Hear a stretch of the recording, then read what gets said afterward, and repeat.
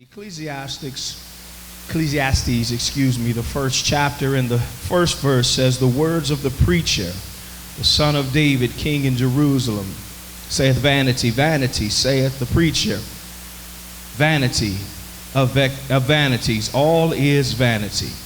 What profit hath a man of all his labor, which he taketh under the sun? Matthew the 16th chapter. And the 26th verse. Thank God for technology.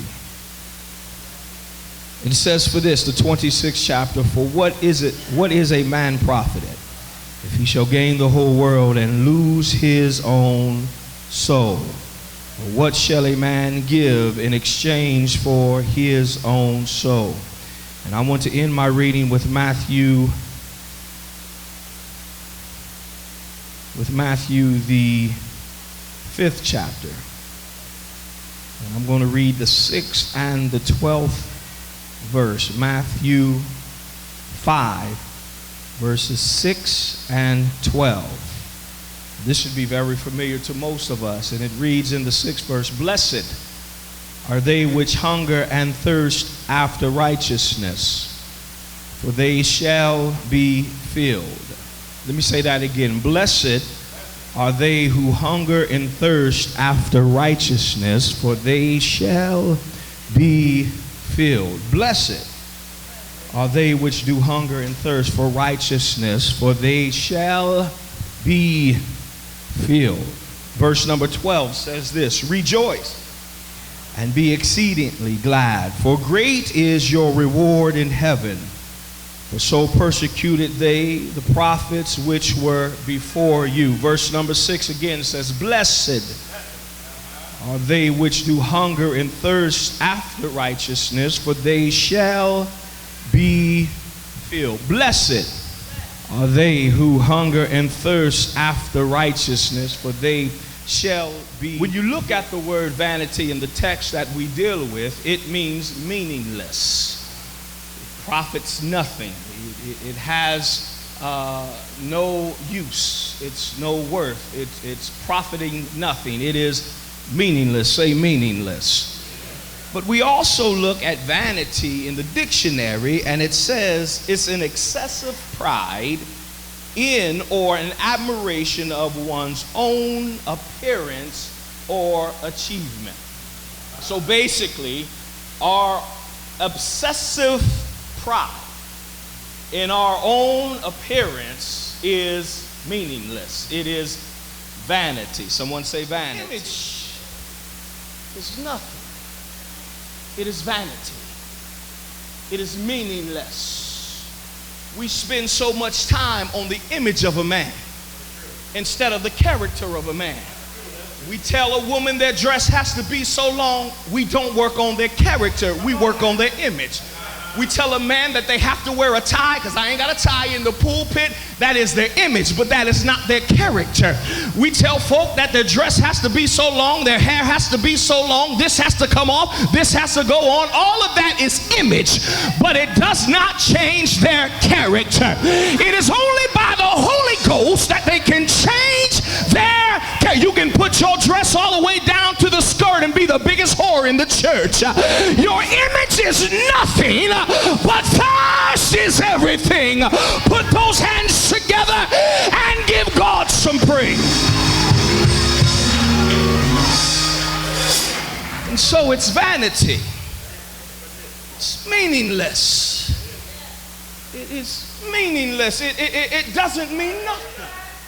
So our image is nothing. But thirst is everything. In Matthew, the 5th chapter, the Beatitudes in the 6th verse says, blessed are they which do hunger and thirst for righteousness, for they shall be filled.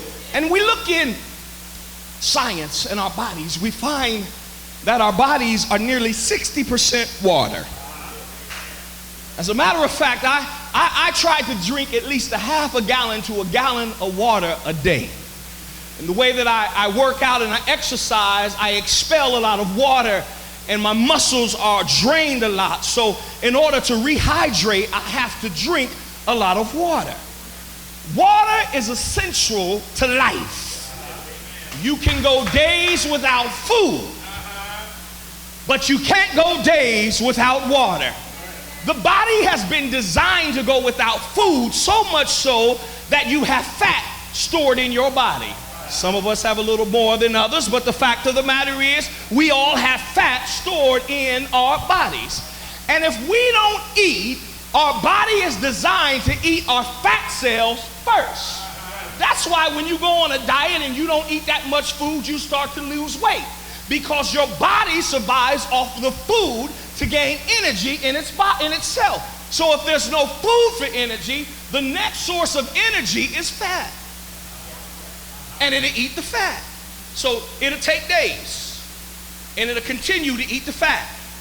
And after it eats the fat, it then looks for something else. And the next cell it'll eat is muscle. That's why when folk get sick and on their deathbed and they're not eating, they lose a lot of weight, because their body is literally eating itself, because that's what it was designed to do. So you can go days upon days without food, but you cannot go days without water. Because water is essential. Columbus, OGC, Joyce Avenue. Y'all remember what I preached up there? And I preached it here. Bring back the good wine, because I said in every bottle of wine, there's 60% water. Water is very important to the body. As a matter of fact, body moistens the tissues. It regulates the temperature, or water regulates the temperature of the body.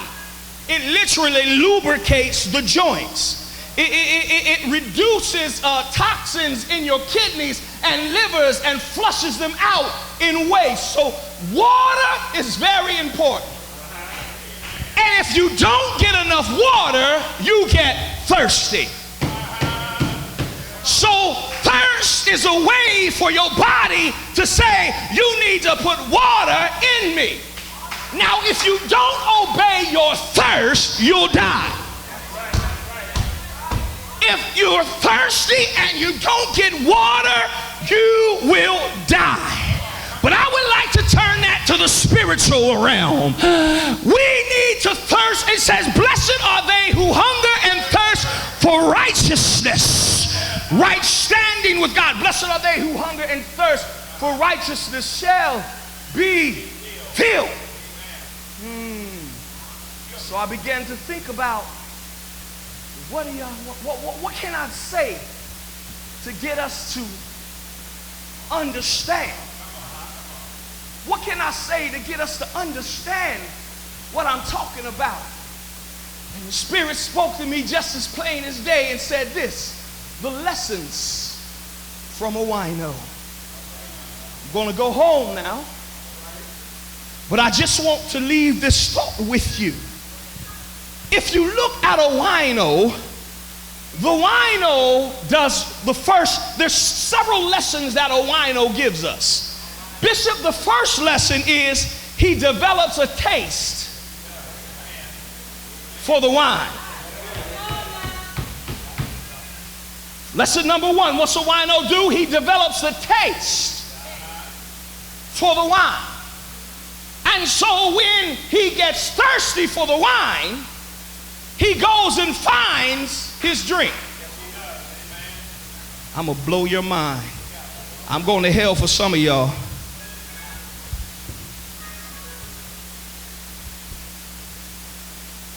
Wild turkey, American honey. Watch this. The wino develops a taste for the wine.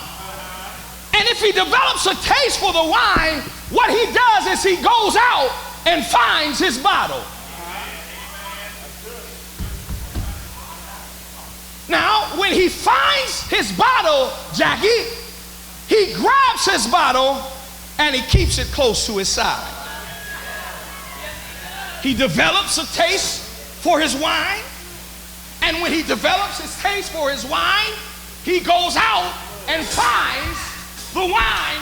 What's wrong with the church is we haven't developed a taste for the Holy Ghost.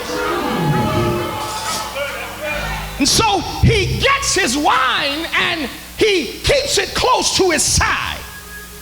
Not only does it keep it close to his side, but he has to open it up and he has to partake of the wine. You see, the wine can't do him no good when it's in the bottle.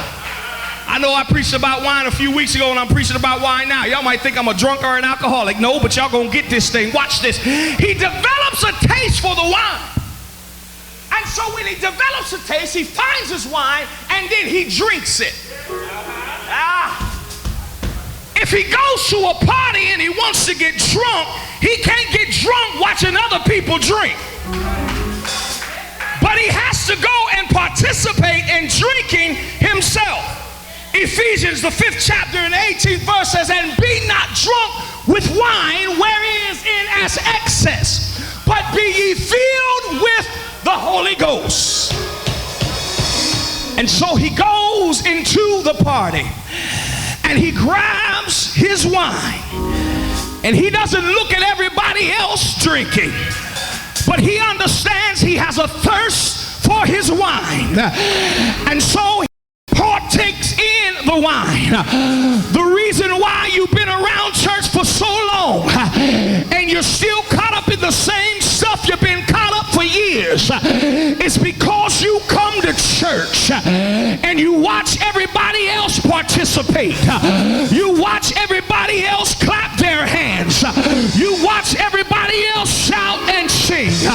And you sit there with your arms folded.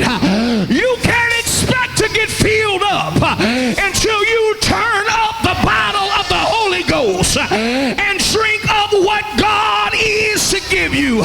Put those hands together. Give God some praise. Stay with me here now.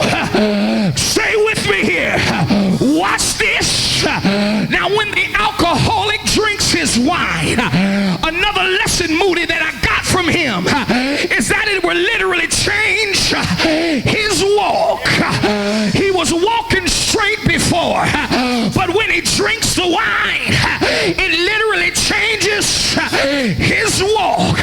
But what I like about the Holy Ghost is that you were walking crooked before you got filled, but when you get the Holy Ghost, it'll straighten you up and make you walk right. Not only that, it changes the way he talks. He doesn't talk like normal, but he slurs his speech. But the Holy Ghost changes the way I talk. Things I used to say, I don't say no more. Places I used to go, I don't go no more. There's something about the thirst of the wino makes him laugh when nothing's funny. But is there anybody in here that laughs when all hell is breaking loose in your life? Is there anybody in here that laughs regardless of what pain comes? Laugh. Not only that, Lisa, but it does another thing. When the wino drinks the wine, it makes him cry when nothing else is bothering him. How many of you just began to think about the goodness of Jesus and all he's done for you? When you think of all he's done in your life, y'all gotta get here now. Come on. All the things God has done in your life. God said, I've come that you might have life and have it more abundantly. So when the wine bibber, the wino, he'll carry his wine. And what I like about him, the wino, when he gets drunk, he'll share his wine with someone else. I don't care where your lips been. I don't care who you've been kissing. But I got a good wine here. And after I get drunk, I give it to you to drink. But we don't share our Holy Ghost with nobody. We